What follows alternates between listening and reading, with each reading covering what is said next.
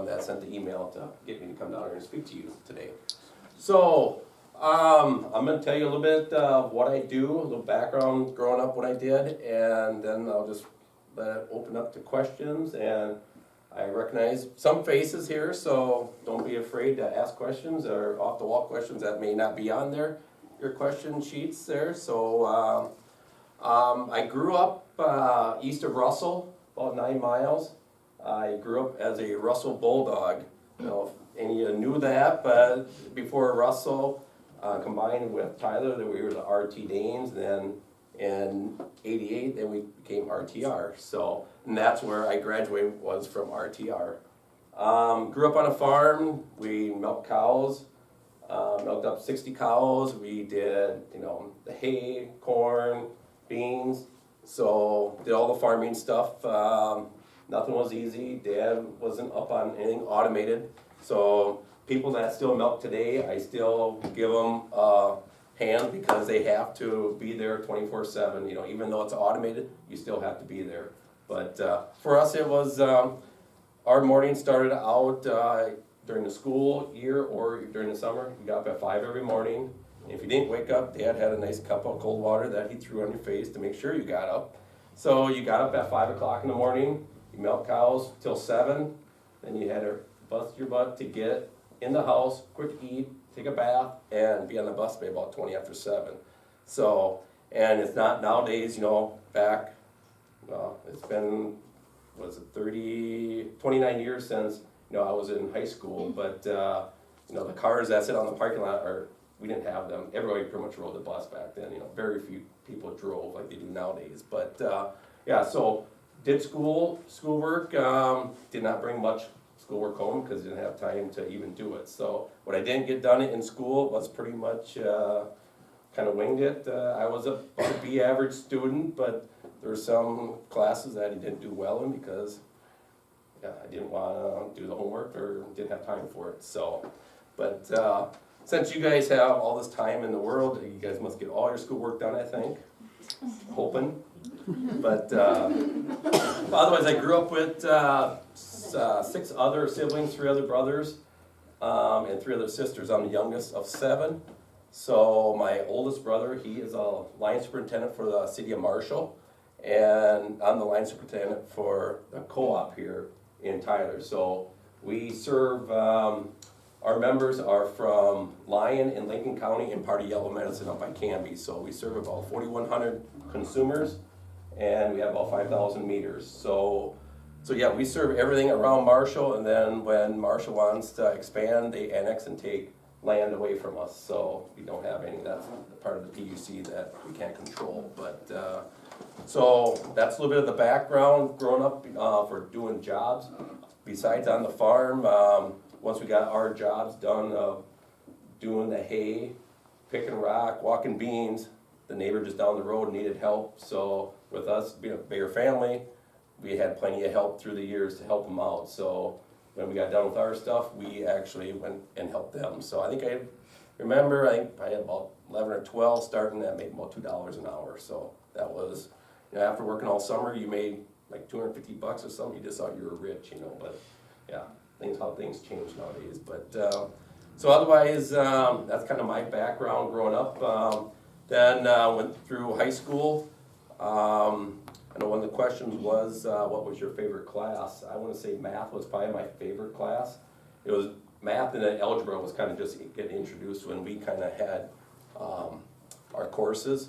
And I kind of thought that like in math, I thought accounting would be my kind of cup of tea, but with my older brother, he had went to Powerline School in Jackson, and that's kind of where he led me to, after he graduated and got a job, worked in southeast Minnesota, he thought, God, this is a great, job. If you want to work outside, you're doing things different every day, and just awesome.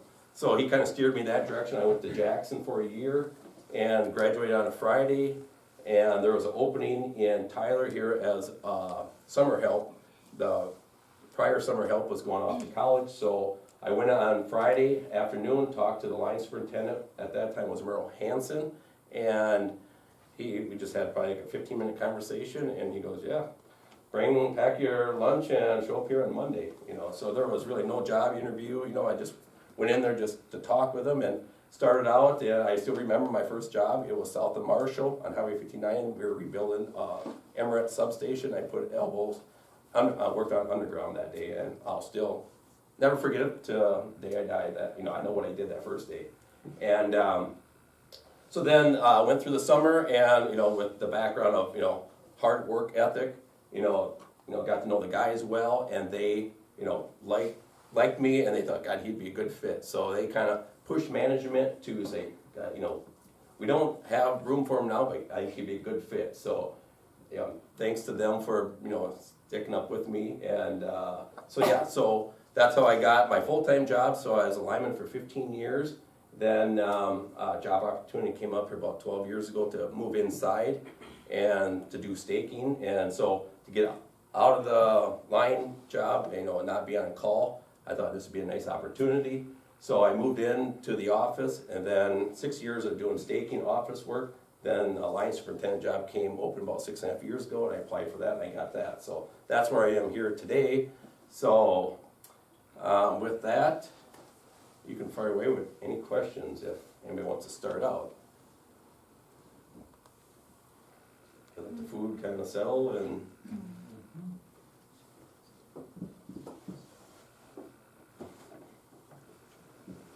It's either chatty until academics set in. Yeah. Be brave. Yeah.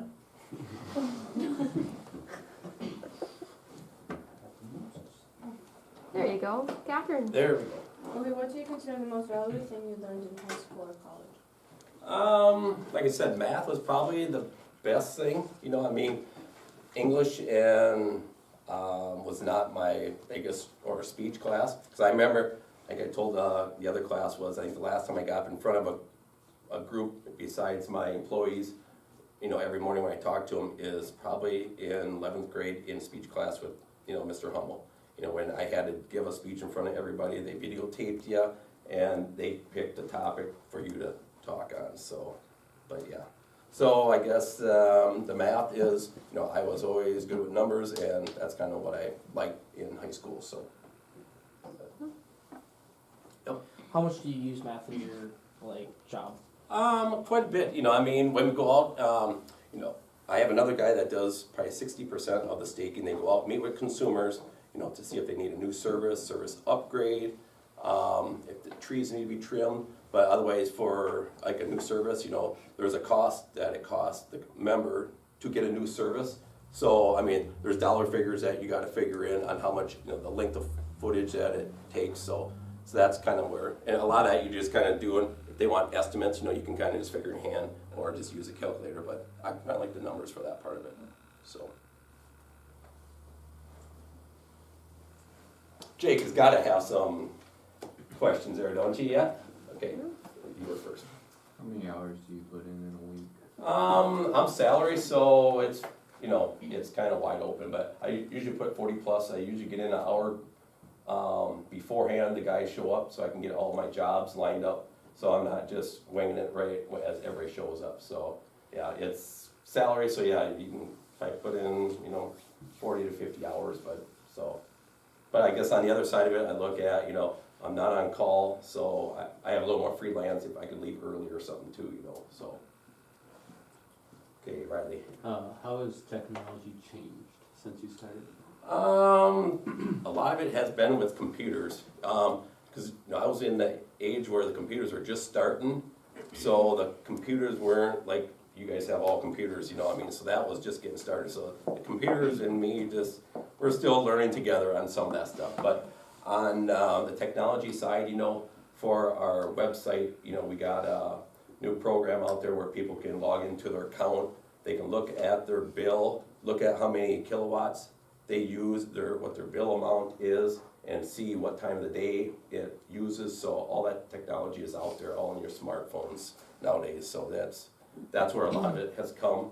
And then two, even on the equipment side, well, way back, you know, they used to dig the holes by hand, but But with the equipment, you know, that we have remote controls on our digger trucks. So instead of being up on the pedestal and actually running controls, running the machine, it's almost like running a arcade game. You know, the guy can walk on the ground and move the equipment, dig holes and everything. So that is all changed there too. So.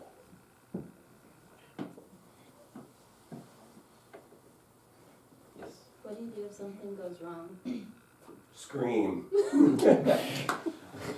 No, something goes wrong, it's probably not good. I mean, because in our industry, when you deal with electricity, you probably have one chance at it. So if something goes wrong, it's not good. And I've been fortunate enough and we've had some close calls and near misses, which if we do have something like that, we bring everybody in, we talk with everybody, everybody explains what went on, and then we, go from there to see what we can do different to change our policies for this not to happen again.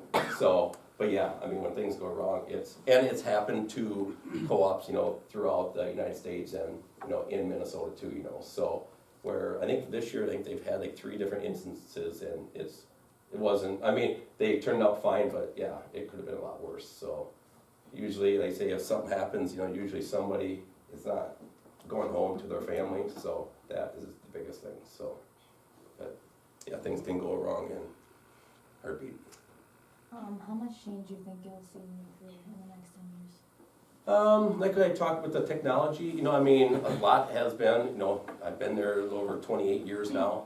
And, I mean, from what I started to what it is now is, a lot. And, with the technology now, it's just, I mean, I think more with the computers and stuff like that is probably, more the in-office side of it is probably gonna change more. Because like I say, we just got into this where you can look up your bills online, on your phones and stuff like that. So I think that's just gonna kind of keep escalating too. And then with Facebook too, when we had our Christmas storm, do we remember Christmas storm last year? Yeah.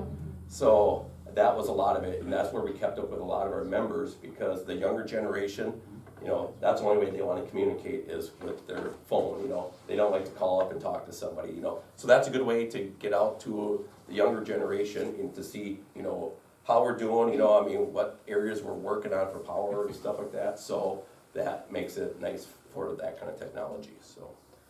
When you have a lot of emergency calls come in all at once, how do you prioritize them? A lot of them, we have an answering service after hours in Austin, Minnesota. So if somebody calls in with a power outage or even just a bill complaint, everything goes there. Then they send them out to the linemen. So once they get a call and they send it out to the lineman, the guy on call, there's one guy on call, and once they get that call, they go out. And then once more calls start coming in, they kind of know the area, where the calls are coming in. So they're familiar with, when they call us, and say, well, there's additional calls in that area, or if there's a number that might be just totally out of the, the realm, they'll call and say, well, we got some other calls coming, I think this is a different area. But otherwise, if there's different areas, the linemen at the time that are out on the call, they make the decision if they need to call an additional crew to send them, if they're not gonna be able to get there for a couple hours or something like that, so.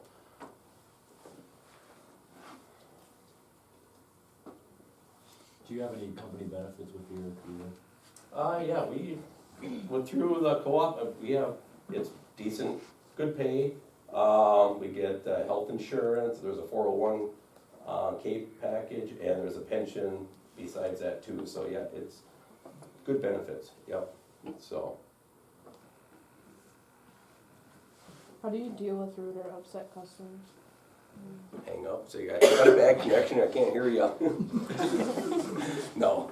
A lot of it is, you hear their side of the story. I mean, the best thing to be a good speaker is to be a good listener, so you gotta hear what their, side of the story is, We've had it where people, say, yeah, the linemen were here yesterday and they drove across my lawn and left, this big of ruts, you said they weren't gonna talk, they weren't gonna, be on my lawn, but then I gotta talk to the linemen to see, why they drove on the lawn, and because they couldn't get to where they needed to, that's why they drove there, So then once I explain it to the member why we did what we did, they, then we'll go out and fix it, but then they're a lot more, they're at ease a little bit more that way, so. Knowledge is power. Yes. and somebody had mentioned something about what change or coming up in the future, I think Tina, you had said that. I went on to do the first class, change, nobody accepts change well at all. So can you everybody cross their arms. Cross your arms. Okay, now reverse your cross without even thinking. You can't struggle. You got to think about it, don't you? Yeah. You know, I mean, you don't think about it when you cross your arms. You just do it. But if you try to do it the other way, you got to think a little bit. So I mean, linemen are, once you kind of, once you do something for a long time, I mean, you just get, complacent and say, oh, this is the way we always did it, But when we throw something out there, say, okay, we got a new product here, we're going to try. Why are we doing that? This has always worked good before, So. That's kind of how linemen are, that, nobody likes change, so, but that's kind of a good analogy that somebody had told me before, and it's amazing how you think, you don't do it as quick as you done it before, so. Yep. How much travel is involved with your career? I say for me, I probably go through, I don't know, 8 to 10 meetings a year, throughout the state. Us line superintendents, we meet twice a year in St. Cloud and up by Brainerd, and that's in fall of the year and coming up here in February. And there we talk about different topics that are going on throughout the state. If people are having problems, accidents, we talk over accidents. Then we have speakers that come in and talk about, different, if the DOT, if they've got new policies or regulations that come out, they come in and talk to us, so we can kind of spread it back to our linemen, that all have CDL license, so they can all, know what's going on. Otherwise, if you don't keep up on that stuff, you don't hear about it, you don't want to get stopped and find out the hard way, so.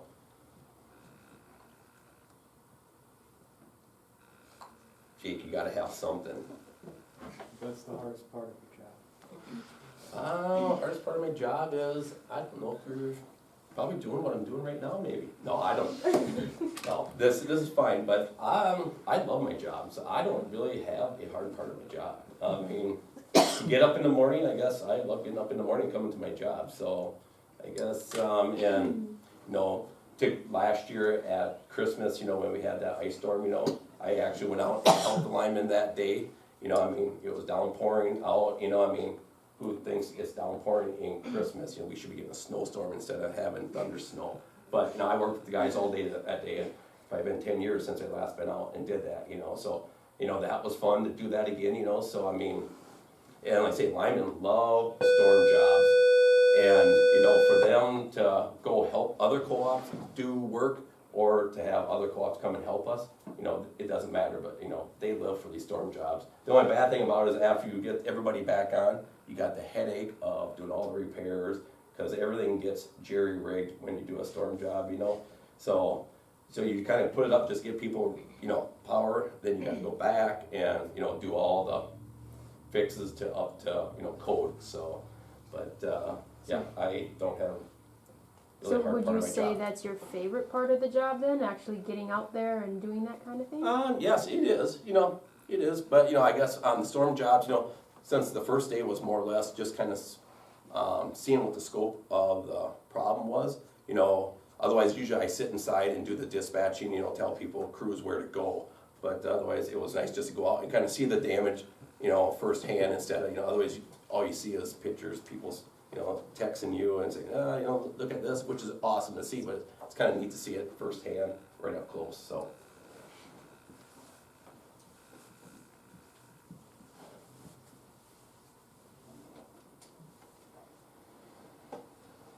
Or you gotta have something.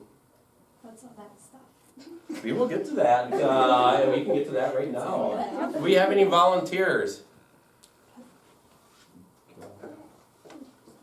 I'm thinking I got one in mind. Thanks for raising your hand, Jake. Jake is actually accepted in Mitchell for going to Powerline School out there. So this is actually what he wants to do. So, and his dad works with me at the co-op there. So yeah, so, There, now you're on camera. now you're front stage. Okay, so we got all this stuff here for you to try on. What do you think is gonna be the first thing that you wanna protect yourself with? Okay, let's start with, good answer, we'll get there. But we gotta get base layers on first, so this is FR clothing, fire retardant clothing.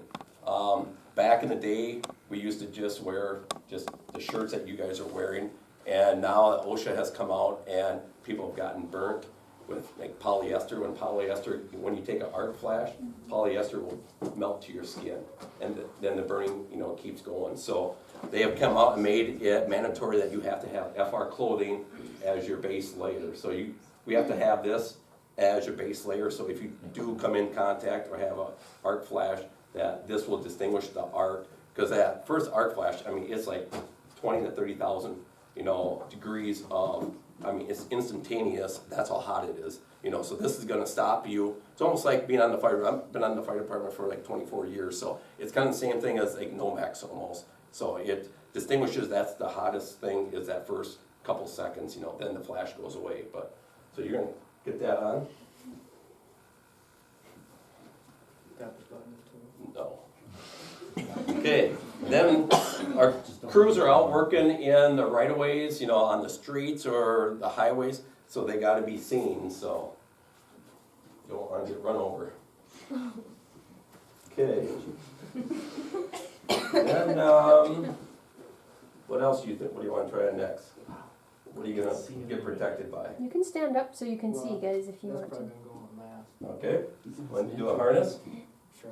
Okay, so if you're gonna go up in the bucket, you need to make sure if you get tossed out, because if you're working along the highway, they have a new rule here that started last year. It's a move over rule that this Minnesota adopted. So anytime that you see a utility vehicle working alongside the road, it's a move over rule where you have to move over to the other lane.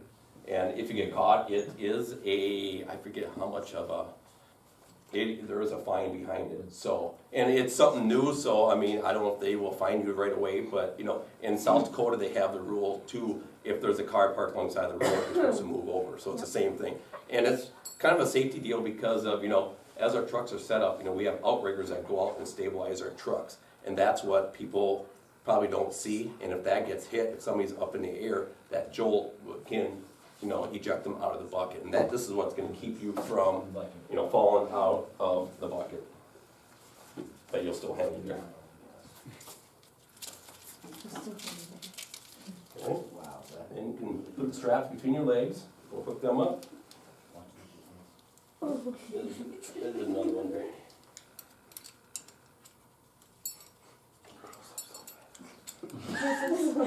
Why does he do before the collar? Then the lanyard here, this is to be hooked to the main part of the boom. So if for whatever reason the bucket falls off, you're hooked to the main part of the boom here. So this is a 6-foot lanyard. So, and then this bungee, if you can see behind, that is made to slow down the descent, so it's not a jolt. So that's a 4-foot recoil. So in realistic, stay on here, that with Jake being not quite 6, but 6 foot plus another 6 foot here, another 4 foot there, you need a minimum of 17 feet or higher for this thing to do any good. At 15 foot, you're still gonna hit the ground, make your feet hard. So but usually, we're working at 30 to 40 feet in the air anyway, so that's the reasoning behind that.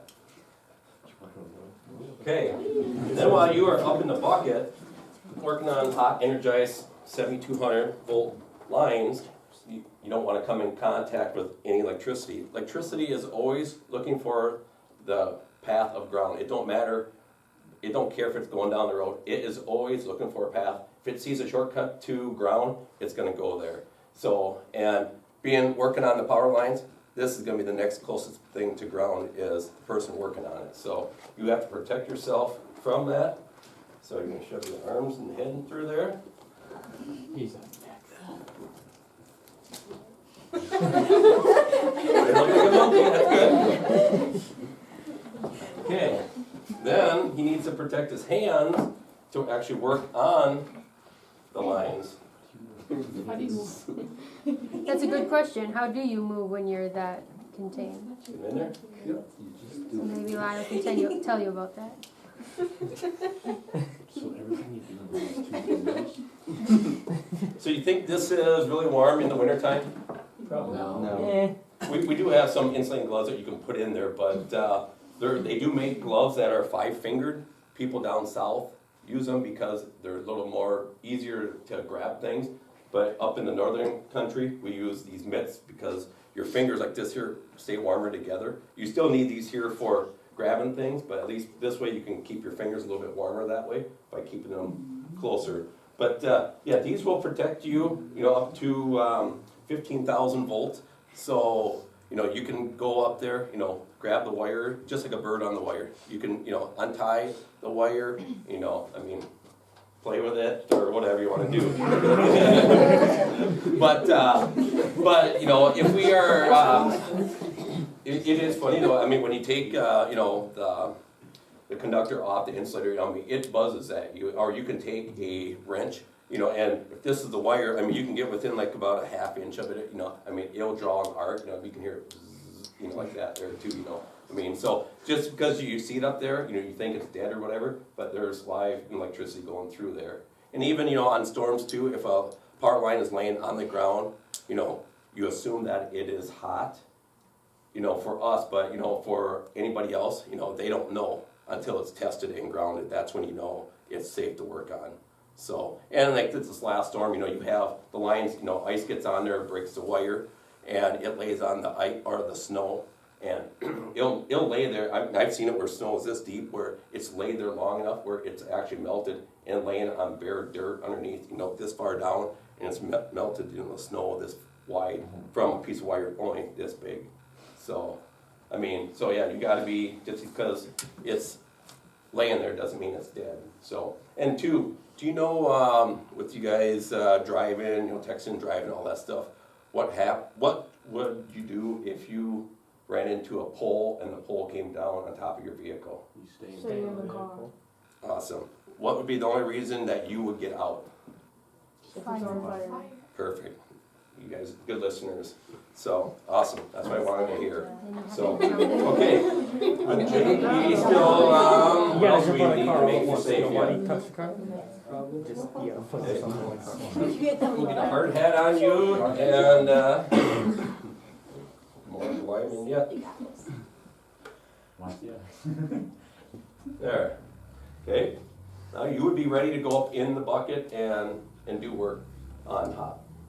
Energized conductor that way. And then now we got other equipment that the guys use if they can't get a bucket in there to work on stuff. We have climbing equipment. So, well, sure. Guys, you're having so much fun now. So, okay, this is a lineman's belt. This ain't trying to be the first end is a stick up here. Don't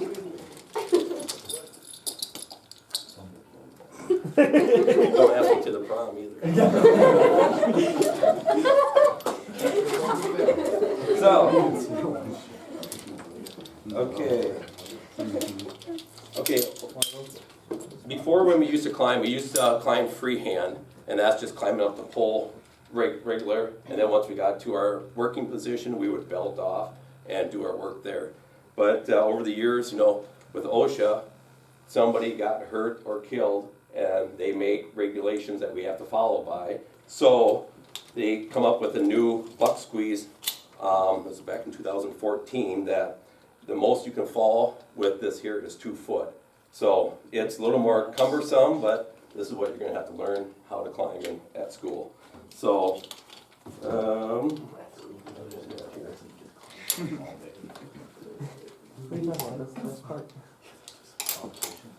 this is meant to go around the pole, and then if he does slip, these jaws on this here, can you see those little jaws, nibbins on there? That once he falls, that will bite into the pole, which will stop him, which will only let him fall the maximum 2 foot. So that's what that is designed for. Then as you are climbing, you always gotta be tethered off. So as you're climbing up to like another wire, if you have to go up and around that, before we would just belt off, you know, and then grab the pole and then throw the belt up and around. Well, with this here, you always have to be tethered off. So once you get up to that wire, this belt will be below the wire. This goes on top of the wire. And then once you are tethered off there, then you can hook that one and then keep ascending up the pole. So that's what the second one is for there. But in order to climb, you need to get some climbers on first. Step with these guys.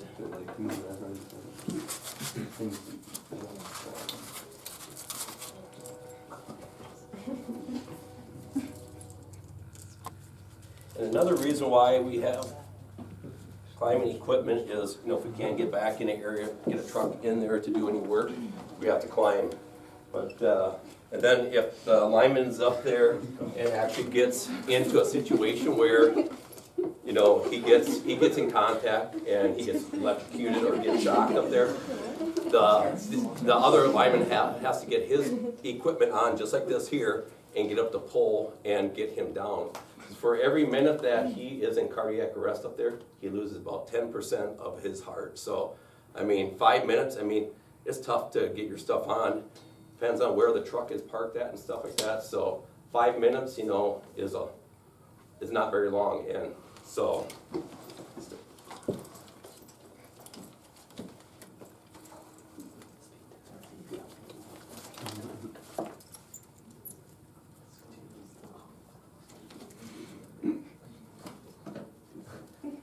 and the reason the Velcro is on here, back in the early 2000s, me and a couple other guys used to go down to the Kansas City where they have the International Linemen's Rodeo down there. It's a competition where you actually have linemen from the whole United States, and actually we had some from Ireland, Jamaica there. They do the same stuff that we do every day, but it's a competition where, you know, 2 events when you go down there. It's the speed climb and the hurt man rescue. The hurt man rescue is where you have to put all your equipment on and you're all time. So all your equipment is sitting there, you're standing there, and you have to put all this equipment on. And with the Velcro, you can just throw that around a lot quicker than trying to belt it through to hold your climber on. Then when you go up the pole for the hurt man, you gotta, you know, there's a dummy up there, so you gotta put the rope around them, cut them loose, and get them down to the ground, and that's when the time stops. Then yet on the speed climb is where you have a egg in a little bucket, and you have that, you know, in your mouth, and there you have to you have all your equipment on. You go up this 40-foot pole, and once you get to the top of the pole, you dump the egg in your mouth, drop the bucket in a small little circle. It's got to land in there, otherwise you get deducted if it doesn't land in there, and you come down that pole without breaking the egg. So try and breathe with an egg in your mouth, you know. And once we practice a lot when we were, you know, here in town, you know, before we went, and we could do it about 30 seconds roughly, you know, and we thought, yeah, that's pretty decent, you know. And when we went there, you know, our times were around that 30, 32 seconds, you know, and we thought we were doing good. Well, here you got these guys that live on the poles down south, you know, these Georgia Power guys. Well, they were doing it in like 15 seconds. I think the fastest was like 13, I think it was. I mean, these guys are just cooking up and down the poles. So it's pretty cool to watch, you know, and they do the same thing that we do day in, day out, but, you know, they just live on their hooks, you know, that we don't. But, so it's kind of cool to see. So that's kind of what we do, kind of from day in, day out. Did you have a question right when we started? Did you say, what do linemen, or what do you do? Yeah. So, linemen actually, you know, you just think that they are out there when you're out of power. That's all they do. I'd say we're out there, you know, maintaining the line, cutting trees, you know, that all has to get done throughout the year. Building new services, if people are building a new house, you know, that's all getting done, you know, besides, you know, when the outages come into play. So yeah, so there's more than enough work. The underground that was put in back in the late 70s and 80s, that's getting replaced now because I had a 30-year lifespan on it. And well, now that's getting to be 35, 40 years, so we've kind of replaced the worst stuff. But now the cable that we put in the ground now they got a 40-year guarantee on it, so the stuff we put in now, I don't have to worry about it, and the next generation, you guys can worry about replacing. But, so this is kind of the cable that we put in the ground. The conductor is in the center.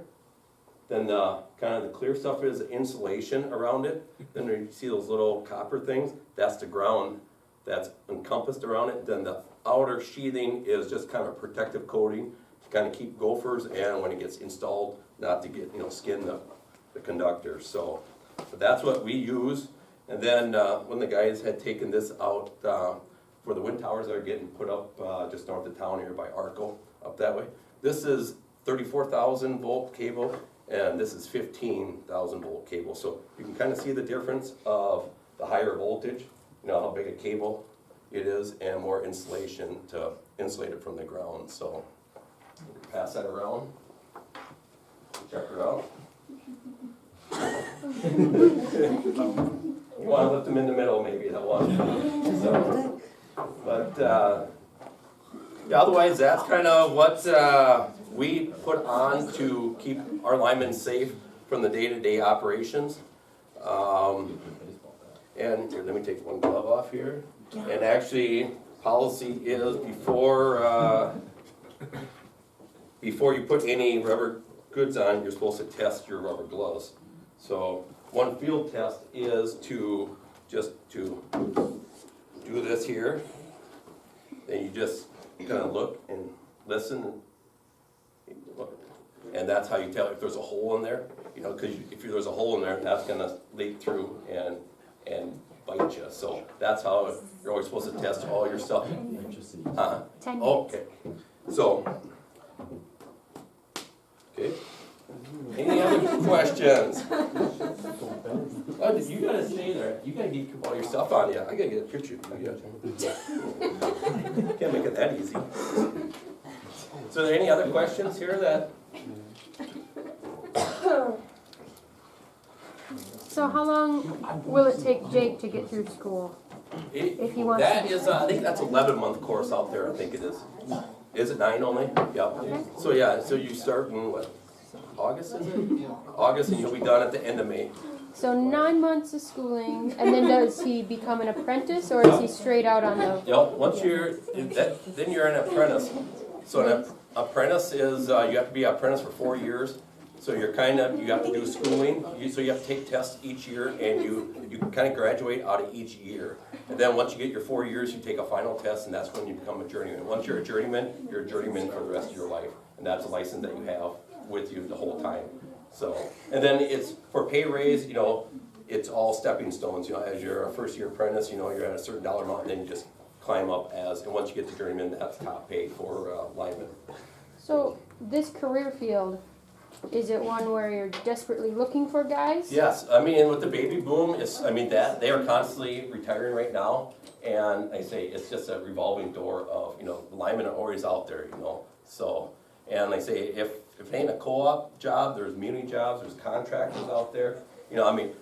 This is probably more of a probably the men probably for the linemen. There are some women that are out there, but there are still fields out there that women are. They're electricians in substations, so there's all kinds of jobs that, women can do out there too, so, yeah, look pretty there.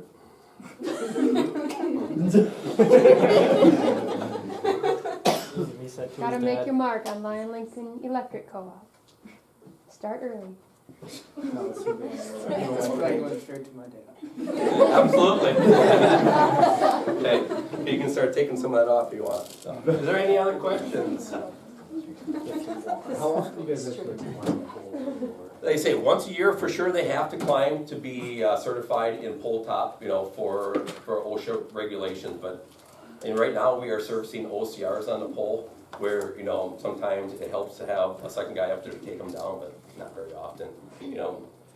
I guess we live in an area where we can reach everything from the road right away. But if you get further up north, you may see a line. You may see a line in a quarter mile. It darts off into the trees, and you don't see where it ends up at. If their tree goes through a line, then they gotta hike all their stuff back there and find the pole. So yeah. So we're pretty fortunate down here, and we look at it as, you know, if the guys can, not where they're climbing stuff, you know, these old guys that, you know, they didn't have bucket trucks back in this, you know, they started coming out maybe in the late sixties or sixties, you know, just the small little ladder trucks. But, you know, all those guys that climb, you know, they're all walking around, you know, bow-legged and stuff like that because their knees are shot or their hips are shot, you know. So you start looking at, you know, paying workman's comp on, you know, hip replacements, knees or stuff like that, you know, that gets expensive for the co-op. So, you got to fit all that into this bag here, so make it look nice. So, okay, anything else? Got about 5 minutes left. Do any of you would be interested in going to a career besides Jake?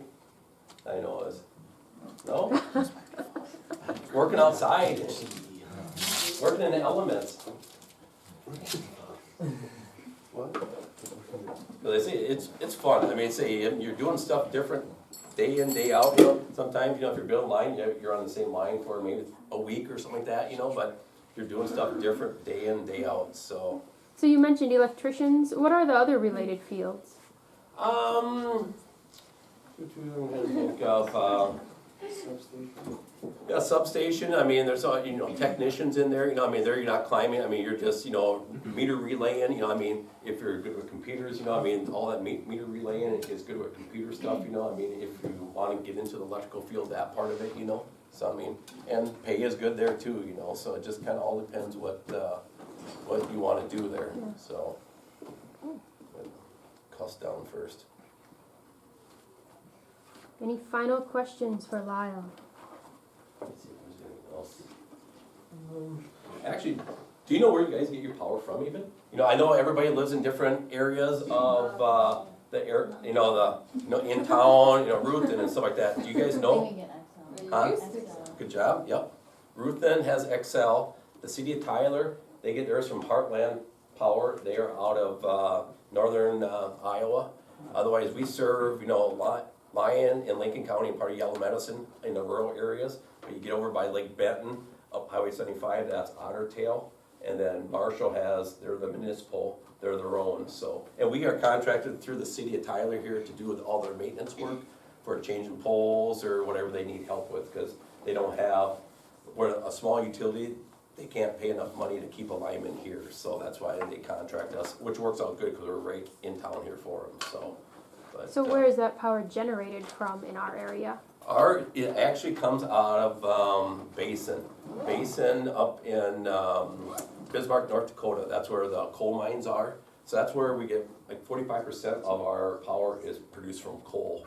And about another 20 is from wind. And about another 20 is from water from western South Dakota, the hydro dams out there, so.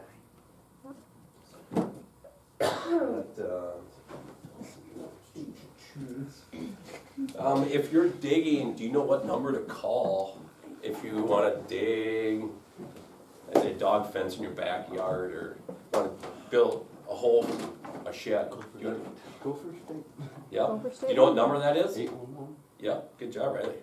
So, yep, call 811 and and then you'll talk to somebody there, and within 48 hours, somebody from our co-op, which we contract that locating service out for Lyon-Lincoln, but somebody will come out within 48 hours and mark our utility. It's a big misunderstanding that, you know, people just assume that as soon as they make the call that everything gets marked. Well, we stop at the meter, and the underground power that goes from the meter pole to the house to your shed does not get marked. You have to get an electrician for that. So a lot of people call and say, well, I called, Gopher State, and you guys didn't come out and mark, to the house. And I said, well, we stop at well, they didn't tell us. Well, they tell you, but people just don't think that, we won't mark it. We don't want to put the responsibility on our side if we mismark something and something gets dug because it's not our wire there. And you only mark your utility, because Yes. you'll see another guy come out for your cable and another for Yeah. your telephone. Yeah, for water and stuff like that. Yep.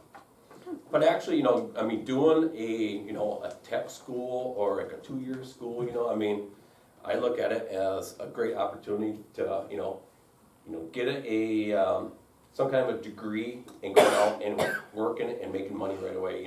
4-year degrees is awesome if you want to, be management of some sort. but I see a lot of, I just had told the other class, I have a niece that has just graduated from SDSU with her ag teaching certificate. And she just told her mom, she goes, I don't know if I really wanna do that. And she had joined her sorority and stuff over there, and my sister is just like livid, like, are you kidding me, you know? So she's gonna get a second double major in business over there, ag business. So it's just something to fall back on if, you know, the teaching doesn't work out for her and stuff like that. So, you know, a lot of times, you know, you go to school, sometimes you don't know what you wanna do, but, you know, you do get your generals, which a lot of your generals are probably getting taken care of right now before you get into school, you know, which is awesome because, you know, that wasn't an opportunity for us. So we, you know, the people that went to a four-year college, they spent 2 years of mom and dad's money just to get those generals that you guys are getting paid for nothing, which is pretty awesome. So, but yeah, I mean, nothing wrong with a 1 year, 2 year, I mean, I would say hands up to that stuff because they say quicker you can go out there and start making money and you can make decent money out there. And I see a lot of people that do a 4-year degree and, you know, they're still, after 4 years, they're wondering what they're gonna do yet, you know, so, but, Let's thank Lyle for his time. thank you. Thanks for being engaged. Next question.